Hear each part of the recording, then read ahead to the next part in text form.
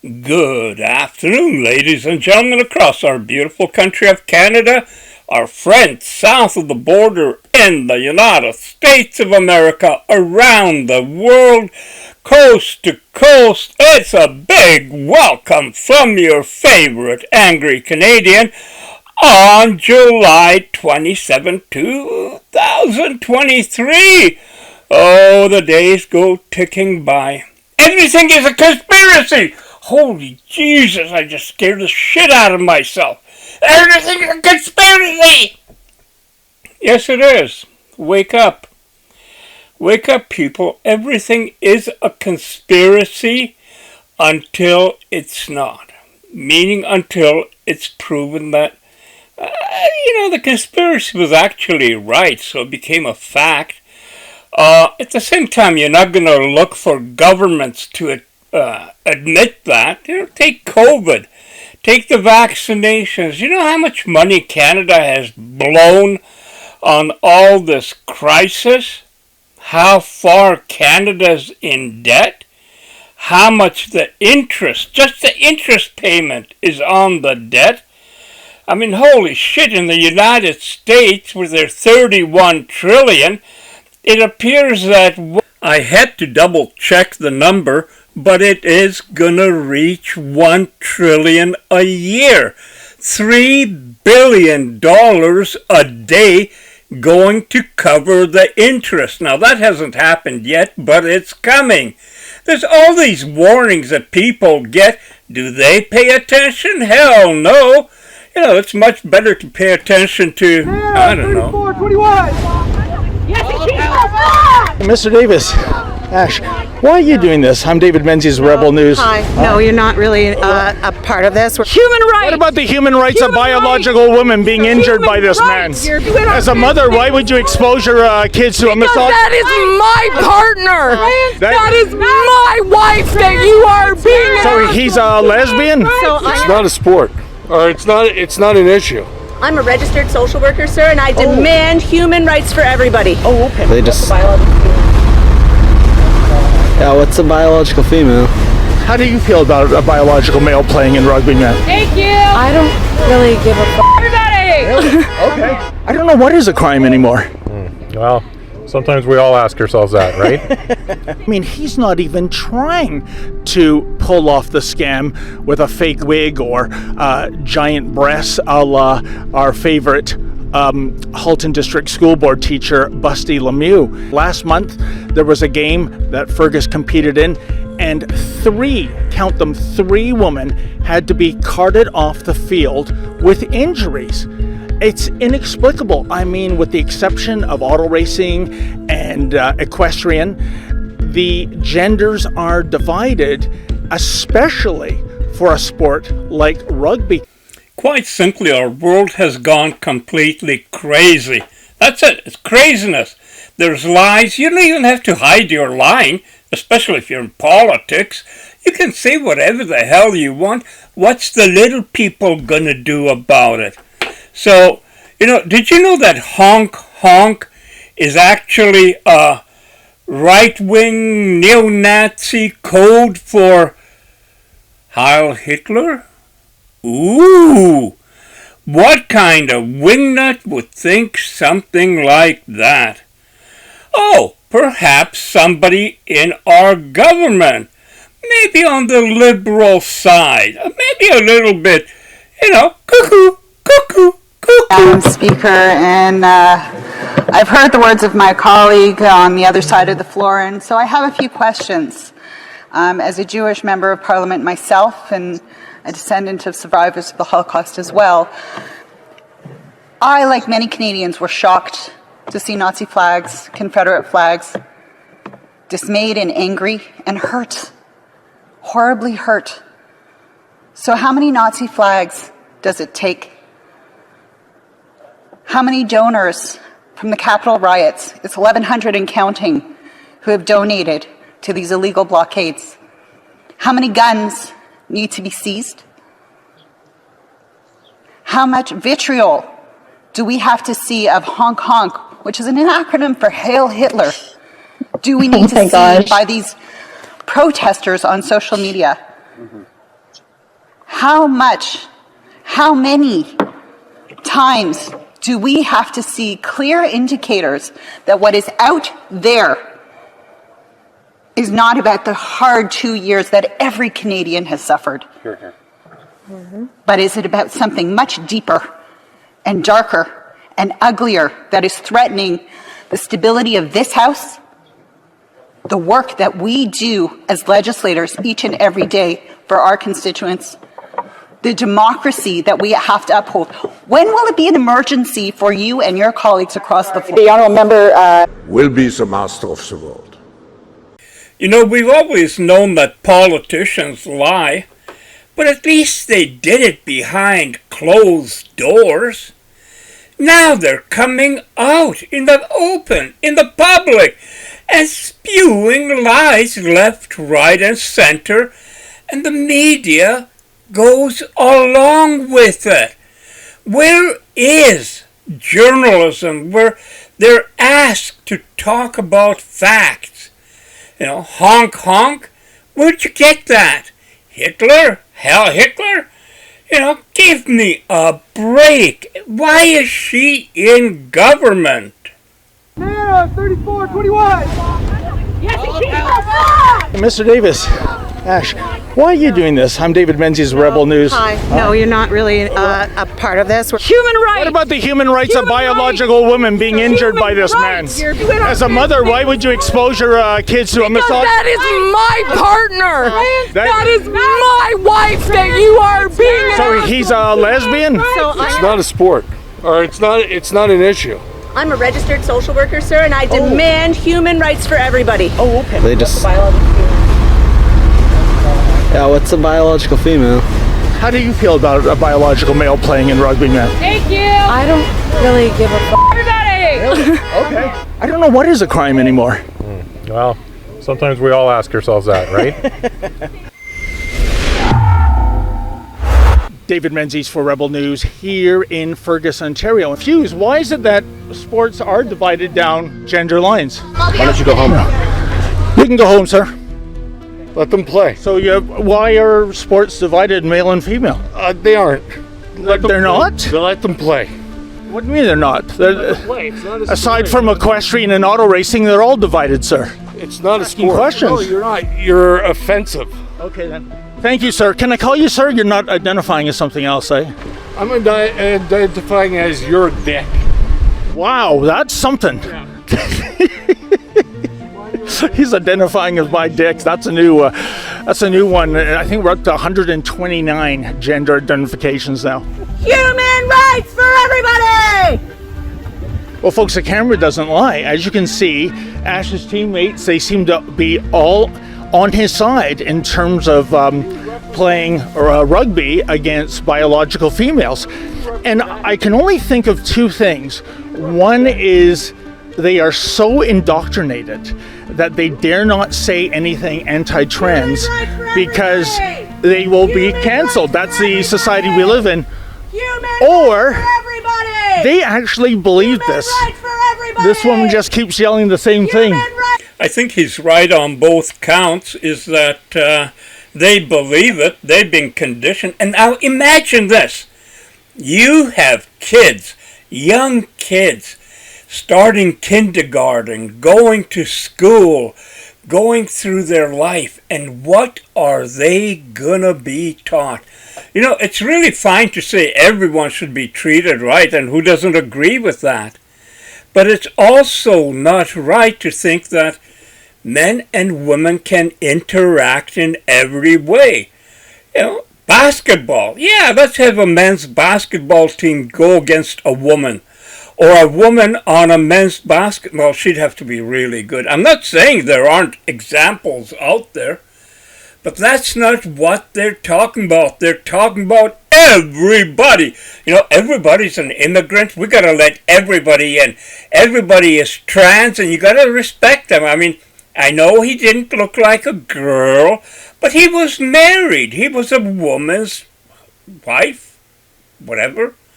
You know, a world. Can you find any, well, I guess maybe we don't know history that well, because I'm pretty damn sure back in the days, many societies disintegrated from inside out, whether it's the Romans, the Egyptians, all these. The trouble started inside. Trouble started with their political class. They had, senators, and it all started inside. And it was all orchestrated by people at that top. The shit that they're being taught now and that's going on in our society seems to be pushing it as normal. Well, it sure the hell isn't normal. And we don't have anybody with any balls in Parliament to stand up and say, that's not normal. And the BBC wasn't immune from whipping up climate hysteria over the weekend with its reporting of the Rhodes wildfires, which are now believed to be caused by arsonists. Getting the blast of heat today in Spain. It's going to go across into Italy, already very hot in Italy, but it's going to get hotter there. And then finally, it will end in Greece. All accentuated, exaggerated by the effects of climate change. Climate change is pushing temperatures up and making heat waves like this longer and more extreme. Dan, you got the money. Okay. I got a few, Bob, yeah. Okay. You support Trump? You do? Yep. Okay. I was one of the first endorsers, public endorsers of President Trump. What are you guys going to do when our ocean level rises? Thank you for asking that question. I have the answer. No, let me finish. I have the answer. Let me finish. Thank you for the question. Yeah. Okay. For the first time on Earth, we're changing the gas. Now you're full of shit. Sit down. I'm going to answer you. I'm going to answer. Just shut up and sit down. No way. Sit down. No, I got to finish my question. I'm going to answer global warming. Right, finish the question. Our gas answer. is changing on Earth, and it's changing to CO2. What do you people with the money, what are you doing about this? Because I'm going to tell you right now. No, I've got children. I've got 21, 23-year-old children. And what's their future with you people with money? You talk about money all of the time. Okay, sit down, please. Thank you. That's okay. Please sit down. Let him answer. Okay. In 2011, my wife and I were in Antarctica, renewing our vows. For most of you that don't know, Antarctica is on a mountaintop. Okay? And there is a $500 million facility, scientific facility there, and the scientists came to give us presentations about global warming. And they had cores of ice that they had drilled. They had drilled 4,000 or 5,000 cores, and they only brought 15 or 20. So they're going through the second or third core, and they said 275,000 years ago, this was the temperature, blah, blah, blah, blah, blah. And then 55,000 years ago, the world was 2 degrees warmer Celsius than it is today. This is 2011. And, stop. And he said, and I said, well, you mean the whole world? He says, yes. And the polls are only benchmarks. And I said, well, what about the things that the young woman alluded to? Okay. And he said, it's all cyclical. And although the gas may have exacerbated it, in the cosmos of time, it's not a fart in the wind. In the cosmos of time, of the 13.8 billion years that we've been on this miserable planet, it's not a fart in the wind.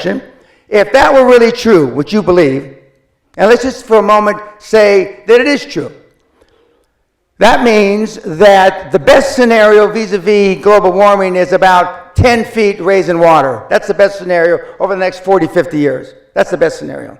The worst scenario is about 100 feet. But let's just take the 10 feet. If the water on the planet is going to rise up 10 feet, that means the southern part of the United States is gone. England is gone. Most of Europe is gone. And I can go, most of Central America is gone. Okay. If that's the case, let's just take Florida, for example, which is one of the fastest growing beachfront condominiums on the planet. In the prospectus, when you invest, there should be, in the footnotes, if global warming is for real, they won't put it that way, global warming happens and water rises 10 feet, this investment you made is fuck all. Not one single investment prospectus written since 2000, this century, has alluded to global warming. Not one motherfucker. If it were really true, the banks wouldn't invest. The banks wouldn't finance. Not one motherfucking condominium. So the people that have the money, and I'm jealous of the Vice President, Gore, which Sally and I rode on a plane from South America with a few years ago. I am jealous he came up with a scam before I did. Because the financial institutions, the banks of this world know it's not going to happen. Otherwise, you couldn't get a goddamn loan in London. You know those 30, 40-year mortgages? The world will be over by then. Is Barclays Bank going to give you a motherfucking loan? With the greatest respect, ma'am, it's the greatest fraud that's been perpetrated on mankind this century. The BBC has repeatedly refused to say if Rowlett flew to Spain by gas-guzzling airplane, despite pictures from the Mail on Sunday showing him returning home to his £3 million London house over the weekend with airline tags on his backpack. So, Neil Oliver, are the BBC tone deaf or deliberately trolling us now? Well, I would say they're definitely trolling us, and yes, they are. I think it's more than tone deaf. I don't think it's that they've got it wrong and that they've misjudged how to handle the situation. I think they are rubbing people's noses in the idea that they're right and we just have to do what we're told. It's hypocritical, obviously, because that class, that cohort that lectures everyone about everything is hypocritical by nature. There's a culture in the BBC, there's a culture in the self-identifying ruling class of do as I say and not as I do. I think, though, what's more important to notice about this story is the same truth that was revealed during the COVID debacle, which is to say that same cohort, those in charge, broke their own rules, didn't conform to the ways of life that they were pushing because they knew there was nothing to fear from COVID. And they don't genuinely fear climate change. If people like the BBC climate editor were actually living in fear of the consequences of burning fossil fuels, the consequences of flying in jet planes and so on, then they would live and work differently. They would lead the way, and they would make a big show of living differently. They would stay on the ground. They would use no means of transport powered by conventional fuel. It would go further. At their own expense, they would be getting rid of their gas boilers in their homes. They'd be insulating their homes and installing ground source heat pumps. They'd do away with their cars. They wouldn't be eating meat from those methane expelling herds and flocks. But they haven't, and they won't, and they don't behave in any way like genuinely frightened people watching the sands of time run out on life on planet Earth. It's a pantomime. See, he's behind you. You know, I mean, if you were in a building and you honestly believed that it was on the point of bursting into flames, that it was just about to combust, then you wouldn't walk from room to room spilling petrol and smoking a few more cigarettes on the basis that kind of behaviour wouldn't hurt. If you were genuinely frightened, you would behave differently, and they don't. And Neil, it's very interesting, isn't it, looking at the coverage of the Rhodes fires. It's almost as if the BBC were disappointed when the Greek authorities admitted that actually these fires were caused, they believe, by arsonists. Yeah, and there's a lot of that around the world and has been for a long time. You know, the fact is this year the number of wildfires, or the percentage of the planet being burnt by wildfires, is in no way out of the ordinary against long-term trends. But around the world, you know, you see it in California where there were wildfires. You see it in Australia. You see it in other places. A lot of these fires are down to the bad land management. You know, the dry tinder in forests and on open ground is being left to accumulate, and therefore poses fire risks that burst out from time to time. And yes, there is obviously disappointment because the BBC and others are driving this narrative. Those terrifying, supposedly terrifying temperatures that were being predicted, all starting with a 4, 40 this and 40 that, were obtained by using satellite images of ground temperature, how hot the ground actually was to touch. That's never been the temperature that's used in weather reporting and weather forecasting. On the contrary, the temperature is the air temperature a couple of feet above the ground surface. And those figures are still where they always were. So these terrifying figures against those pizza pie burnt maps of Europe, red and black, with 48 and 46, were not materialising. The true temperatures, the air temperatures which actually happened, were in the 30s because the air temperatures were still the same. They're driving fear. You know, they used fear to try and get control of people during the COVID debacle. They use fear to try and manipulate people about what's happening with the land war in Europe. And because they've run out of any ideas, they're tired of debate, they've got no more reasoned argument to make. When it comes to trying to get control of people again, it's to make them terrified of the weather. The whole thing is so transparently, blatantly dishonest. And the sooner people waken up to the fact that they're being manipulated by fear of everything, and now it's fear of the summer. You know, come on, everyone. You know, spot the pattern and turn your back on these people. Not everything is a conspiracy, though I would like to think it is. The thing that's not a conspiracy is that we are screwed. There's a bunch of people in power who have a definite agenda, and that doesn't include us. That doesn't include probably 95% of the population of Earth. These people are in it for themselves. And you can see it everywhere. You know, they're trying to do away with culture, civilization, economy, everything to make us dependent on them for everything. It doesn't matter if, medicine, yes, WHO is in control of Canada's medical doohickey, and they're in control of France, and they can tell you to get vaccinated. They can tell you to have a vaccine passport or just a passport for whatever.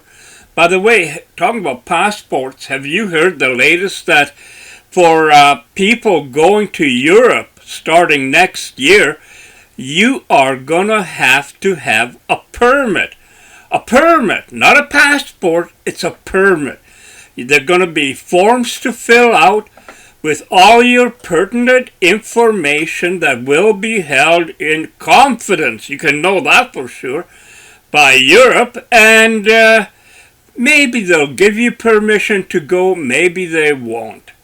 Wow, holy shit. What's happening, and why aren't people saying, like, you know, these MFers have gotta go. It doesn't matter how. You know, the crap they're teaching in school, the stuff they're pulling off in corporations, equity, and I just don't know. I get lost for words, but I am very pissed off.